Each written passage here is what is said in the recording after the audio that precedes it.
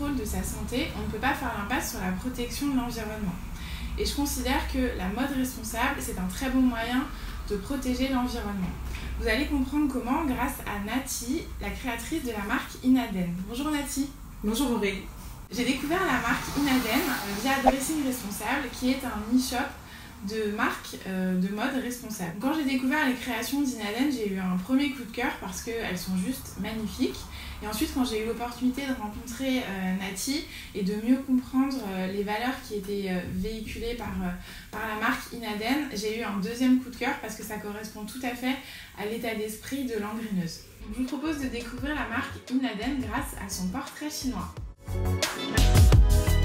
Solange, parce que j'adore son style, je trouve qu'elle a une vraie énergie créative et surtout parce qu'elle place quand même l'Afrique au niveau de ses inspirations, au cœur même de ses clips, de son style vestimentaire, et ça fait du bien, une artiste qui valorise l'Afrique dans son travail. Voilà. Et c'est aussi l'objectif de la marque Inaden, c'était de valoriser l'Afrique d'une manière un peu différente, de venir un peu bousculer les codes. Et donc je trouve que c'est une artiste qui pourrait ressembler, en tout cas qui pourrait illustrer la démarche de Inaden. Est-ce que tu peux nous parler un petit peu plus de la manière dont tu valorises l'Afrique grâce à la marque Inaden? Alors en fait, avec Inaden, je fais le choix de produire sur place en utilisant des matières premières locales, en faisant travailler des gens en Afrique. Et donc l'idée, c'est vraiment d'investir d'un point de vue chaîne de valeur, vraiment d'investir toute mon activité sur le continent pour que celle-ci profite à tous ceux et toutes celles qui travaillent pour développer la marque et les collections. Plutôt que de juste acheter des matières premières et les faire fabriquer ailleurs. Exactement. Souvent, l'Afrique, enfin c'est même pas souvent, l'Afrique est un continent très riche, qui est largement exploité en termes de matières premières. Et très souvent, les matières premières sont exportées dans d'autres pays et puis sont transformées ailleurs. Alors que là, l'idée, c'est de se dire la matière première, elle existe localement. Et ben, on va produire directement un produit et on est sur une production africaine à partir de matières premières africaines. Et donc, on a un beau produit africain. Et je trouvais aussi important de proposer une marque de mode made in Africa qui ne reprend pas les codes et les clichés qu'on peut se faire sur l'Afrique. C'est-à-dire qu'en général, lorsqu'on évoque la mode africaine, on va tout de suite penser au wax. Et moi, j'ai vraiment fait ce choix de ne pas utiliser ce tissu-là dans mes collections et de partir plutôt sur une matière qui est inconnue à l'esprit des gens lorsqu'on évoque l'Afrique, qui est le cuir. Et très souvent, lorsqu'on voit mes collections, la première question qui m'est posée, mais c'est d'où vient le cuir? Donc ça montre bien qu'il y a un imaginaire autour de l'Afrique, il y a des idées préconçues qui peuvent être limitantes.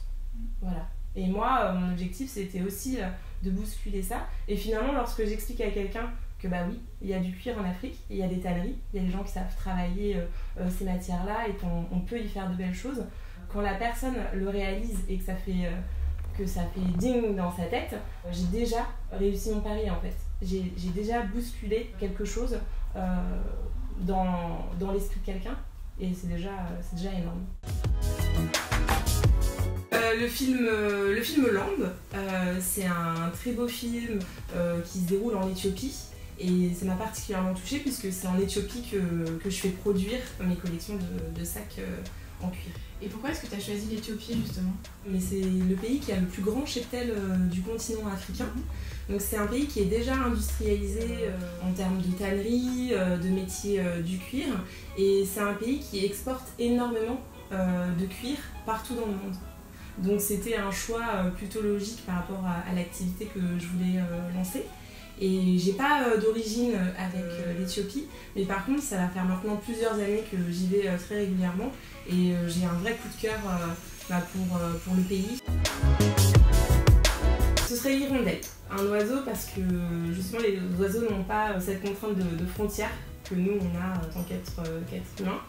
Et puis l'hirondelle pour le principe de la migration, c'est un oiseau migrateur qui finalement voyage entre l'Asie, l'Europe et l'Afrique, donc je trouve ça plutôt intéressant. Par exemple, Inaden, c'est fabriqué en Afrique, c'est changer les règles du jeu, c'est sortir finalement de cette configuration nord-sud très bipolaire du monde. Et l'idée c'est de se dire, bah ok, on va inverser finalement le rapport de force et on va créer de la valeur là où on s'y attend pas pour changer les choses. Donc oui, l'hirondelle, je trouve que ça correspond bien. Ce serait Run the World de Beyoncé. On est sur une chanson typiquement girl power. Je trouve qu'elle fait beaucoup de bien. Je trouve que c'est une chanson qui peut représenter une haleine. Moi, je travaille avec énormément de femmes en Éthiopie, puisqu'on est dans la fabrication de sacs et il y a beaucoup de couture. Donc depuis que j'ai démarré l'aventure, on est passé d'une petite équipe de 8 personnes qui travaillaient à 25-30 personnes, dont principalement des femmes. Ce sont elles qui assemblent, qui coupent, qui cousent et qui finalement façonnent toutes les collections. Et je suis très fière de travailler avec toutes ces femmes, même s'il y a des hommes aujourd'hui quand même dans l'atelier, mais je suis vraiment très fière puisque je pense vraiment que c'est la femme africaine et les femmes en général qui peuvent porter et changer le monde. Voilà. Est-ce qu'elles travaillent en écoutant du Beyoncé? Elles adorent, il y en a, on met de la musique parfois. Je dirais que les femmes éthiopiennes ont un vrai sens de la fête. Il y a énormément d'humour, voilà, donc dans tout ce qu'on fait, on rigole beaucoup dans l'atelier. Oui, ça arrive qu'on mette de la musique et qu'elle chante aussi. Voilà. Donc non, il y a ce côté très féminin où on travaille et finalement on sait aussi créer une atmosphère agréable. C'est pas que du travail. Elles sont amies la plupart en dehors du travail, elles se connaissent. Quand il y a les anniversaires des enfants, elles s'invitent. Moi j'ai réussi à créer une vraie relation avec elles. J'étais là à chaque fois qu'il fallait produire, j'avais les mains dans la colle, elles m'ont vu être là le samedi avec elles, le dimanche quand il y avait du retard et qu'il fallait produire et il fallait surtout livrer à temps. Et il y a vraiment cette complicité de femmes qui est très forte, cette solidarité aussi. C'est arrivé qu'une femme puisse pas rester tard parce qu'elle a ses enfants à aller chercher, qu'elle doit... voilà, et c'est pas grave en fait, personne... je sais pas comment dire, il y a vraiment ce côté très familial. Voilà. Et je pense que c'est... Nous les femmes, on est fortes quand on est ensemble, quoi. Et du coup cette chanson là vraiment je trouve qu'elle donne la patate et rien que le clip il est génial donc ouais, c'est mon choix. Ouais. En parlant des conditions de travail, justement, est-ce que tu peux nous en dire un petit peu plus? Parce qu'on entend souvent des gens qui disent qu'ils produisent à l'étranger, mais souvent c'est parce que le coût de la main-d'œuvre est moins cher. Donc est-ce que tu peux nous en parler un petit peu plus pour qu'on sache comment Inadem se positionne par rapport à ça? Alors c'est vrai que effectivement produire en Éthiopie c'est moins cher que produire en France, hein, on va pas se raconter des histoires. Moi j'ai pas choisi d'aller produire en Éthiopie parce que c'était moins cher. J'ai choisi d'aller produire là-bas pour créer de l'activité là-bas. Je travaille avec un atelier qui paye et qui rémunère justement les travailleurs. Moi je connais le lieu et les conditions de travail, il y a une clinique, il y a une cantine, les heures supplémentaires sont payées double, il y a vraiment des conditions de travail respectueuses de tous ces gens qui produisent et aussi et surtout c'est important pour moi de le dire parce que parfois j'ai déjà aussi entendu ça, tu fais produire en Éthiopie parce que c'est moins cher. Mais l'atelier fixe ses prix en fait. Moi je m'appelle pas H&M, je suis pas Zara. Quand j'arrive à l'atelier, j'ai mon projet, j'ai mes croquis, on fait un prototype. Et là, c'est l'atelier qui calcule le coût des matières, le coût du travail, qui ajoute son profit et me dit nous on peut te produire ce modèle, ça te coûtera tant. Et c'est à moi ensuite de voir si c'est possible, parce que le but aussi d'Inadem, c'est de proposer une mode éthique et responsable qui reste accessible.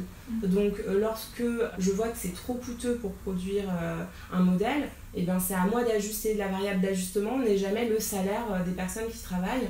On va plutôt jouer soit sur le modèle, on va l'alléger, on peut jouer sur les matières qui sont utilisées, mais en aucun cas on va aller sabrer la rémunération des gens qui produisent. Donc l'idée c'est vraiment ça, c'est d'être dans une relation saine économique où finalement l'atelier il est maître de cette activité aussi. On est dans une relation d'échange, on est dans une discussion et lui me dit ok, moi je suis ravie pour bosser avec toi Nati sur cette production, mais moi mon prix c'est tant. Est-ce que tu sais quel est leur niveau de rémunération? Le salaire le plus petit dans l'atelier, il se situe à peu près à 1500 beurres, qui correspond à une cinquantaine, une soixantaine d'euros. Il faut savoir que le salaire mensuel minimum, je dirais légal, il se situe à peu près à 320 beurres, donc on dirait à peu près 10 euros. Donc on voit bien que dans l'usine, on est quand même au salaire le plus bas, on est 4 fois plus élevé, voire 5 fois plus élevé que ce revenu minimum. Quand on part en vacances en Thaïlande, on s'offusque pas d'avoir un niveau de vie bas là-bas. Ça paraît normal puisque tout est relatif. Donc effectivement, si on commence à comparer ce qui n'est plus comparable, on part dans des divergences. Enfin, ça crée de la confusion. Donc est-ce que l'idée c'est de se dire il faut les payer au même prix, par exemple au taux horaire d'en France? Ça n'aurait pas de sens en fait. Mais par contre, ce qui a du sens, c'est de leur amener l'opportunité de se développer, de recruter, d'embaucher, de payer mieux les personnes qui, moi je sais, je discute avec les femmes qui sont ravies de se dire ok, moi je vais envoyer mes enfants à l'école, je peux payer des médicaments, enfin on est vraiment sur un investissement à moyen et long terme où l'impact il va se mesurer dans plusieurs années et l'idée c'est pas de se dire bah oui maintenant on va les aligner à un niveau de vie. La France, ça aurait pas de sens. On achète la matière première localement, donc le cuir il est acheté localement. Le cuir il est sourcé auprès des tanneries qui s'approvisionnent elles-mêmes auprès des abattoirs. Et ces abattoirs-là, en fait, ce sont des abattoirs pour la consommation de viande. Puisqu'il faut savoir que l'activité des bergers est une activité séculaire en Éthiopie, ça fait vivre des milliers de foyers. On a des fermiers, des bergers depuis toujours en Éthiopie, donc ça fait vivre des familles. Ces familles-là qui ont des élevages domestiques, qui sont destinés à la consommation de viande, amènent ces bêtes à l'abattoir et les peaux qui sont finalement un déchet de cette activité-là, finalement sont réutilisés pour créer de la valeur. Donc ça s'inscrit vraiment dans quelque chose. Exactement, on est finalement sur une chaîne de valeur qui est vraiment concentrée localement et qui du coup, si on regarde toute la chaîne, on se dit bah oui, tous ces acteurs-là, finalement, le fait, alors Inaden reste quand même une petite marque, mais le fait d'aller là-bas et d'y participer, eh bien ça soutient l'activité économique malgré tout. On crée, on a un impact positif. Et puis aussi, je pense que c'est une vraie opportunité pour des entreprises là-bas d'être valorisées à l'export et de pouvoir montrer que oui, elles savent faire des belles choses. Orange, un corail orangé, une couleur chaude. Moi j'aime bien tout ce qui est couleur naturelle, ça se ressent beaucoup dans les collections. De la marque. Du coup, moi je travaille beaucoup sur des teintes camel, des teintes bordeaux terre. Enfin voilà, du coup on retrouve le côté simplicité, authenticité. C'est quelque chose qui me semble correspondre à l'univers de la marque. Alors moi j'aimerais répondre plutôt en disant la série que je ne suis pas, ou que la marque ne serait pas. C'est la série Gossip Girls, où on voit quand même qu'il y a une vraie tendance parfois à partir de rumeurs ou voilà, d'idées préconçues. Il va y avoir une vraie nuisance. Donc moi c'est plutôt le contraire.